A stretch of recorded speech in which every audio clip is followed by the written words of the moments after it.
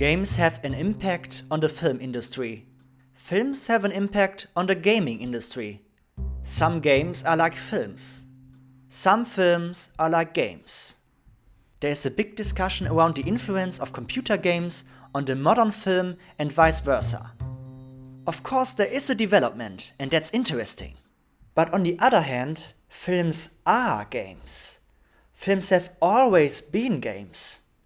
And here's why. We are spectators. But we are also, in the best case, invested. We are not passive. We are active. Think about watching a tense horror film. Think about the secrets of a crime film. Think about the incomprehensible maze of a structure of a Neil Breen film. I can compress time. Dark matter. Dark energy. Quantum physics. The string theory. In all these cases, our brains are not off. No, our squishy, wrinkled, pink, chestnut big head organs have actually a lot to process. Here is some sexy science stuff. David Bordwell, an expert of cognitive film studies, described that the meaning of a film is built by the audience. The film offers cues, they offer us information. But it is on us, the audience, to order this information and to connect them. It is on us to create the story.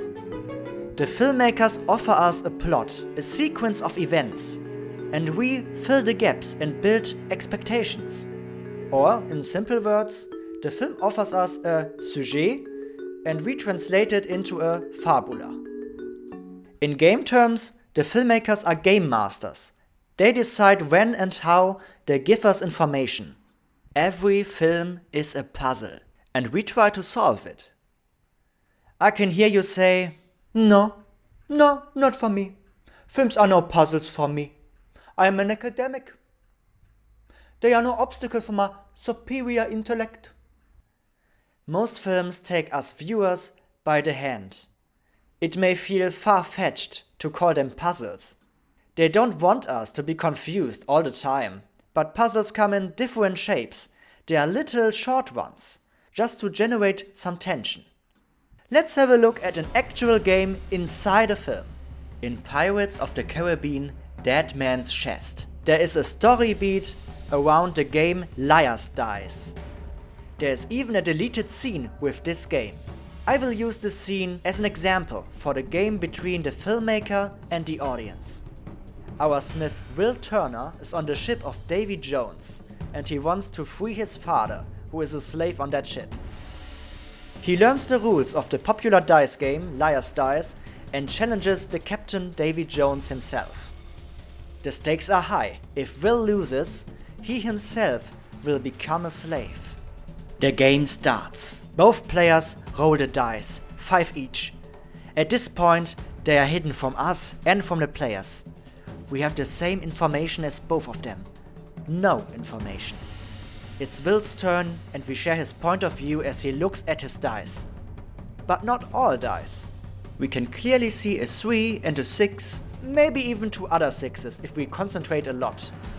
That's it. Will makes his announcement, which is part of the game. He has to guess how many of the numbers are at least on the whole table. Next is Squidward Jones.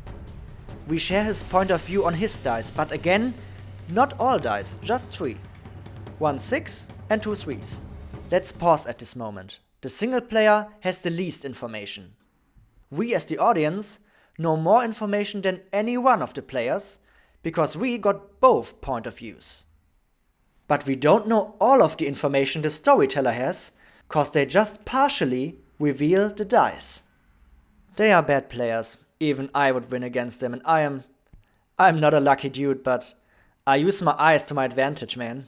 The filmmakers still withhold information. There are 2 games at the same time. The game between the players in the story and the game of information between the film and the audience. The lack of information creates tension, even if it is just on a small scale. In the next round, the players reveal all dice and show all information to us, but just before the conclusion, the tension is resolved. Now we got a glimpse at the game of storytelling.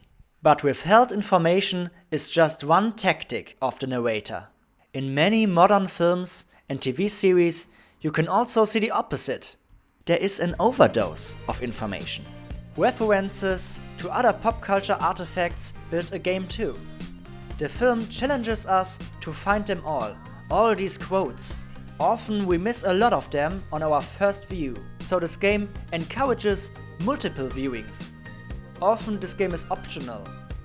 We don't have to get all the references to enjoy the film or series, but it adds to the experience. It's not only a game between the creator and the audience, it establishes a game between members of the audience, who can find more quotes than the others. In Germany, we like crime films, and they establish a clear puzzle. The protagonist and the audience try to discover who the criminal is. The horror film can be seen as a test of courage. The different members of the audience can compete. Who is fearless? Scared, Potter. You wish. One other form of play is mimicry. Mimicry is when we act as someone else. If we feel a strong connection to a character in a movie, we might imagine to be her or him.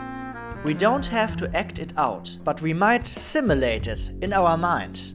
You know, people don't have to say it. They can feel it.